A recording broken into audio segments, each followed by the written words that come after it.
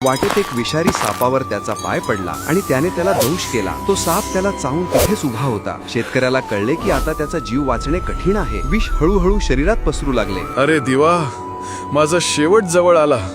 बाळू मामा, तुम्हीच वाचवा। त्या शेतकऱ्याने घाबरून जाण्याऐवजी पूर्ण श्रद्धेने त्याच क्षणी बाळू मामांचे स्मरण केले। चमत्कार झाला। सापाचा दंश होऊनही त्या शेतकऱ्याच्या शरीरात विषाचा प्रभाव पुढे पसरला नाही। त्याचे शरीर शांत आणि स्थिर झाले। काही वेळाने त्या शेतकऱ्यांची हाक ऐकून बाळू मामा तेथे आले। मामांनी त्याला सांगितले की घाबरू नकोस, तू माझ्यावर श्रद्धा ठेवलीस म्हणून विष थांबले। ज्या क्षणी तू माझ्यावर श्रद्धा ठेवलीस त्याच क्षणी मी तुला दंशाच्या विषापासून मुक्त केले। श्रद्धा असेल तर मृत्यूही थांबू शकतो। बाळू मामांनी त्या सापाला तिथून जायला सांगितले। तो साप तिथून निघून गेला। मामांनी त्या भक्ताला पूर्णपणे ठीक केले। मामांनी सांगितले, हा चमत्कार माझ्या शक्तीचा नाही तर त्याच्या अढळ श्रद्धेचा होता। संकटात घाबरू नका, तुमच्या श्रद्धेत इतकी शक्ती आहे की ती विषालाही पाणी बनवते। बाळू मामांचा पूर्ण व्हिडिओ पाहण्यासाठी आजच आपल्या आजोबांच्या गोष्टी या YouTube चॅनलला भेट द्या।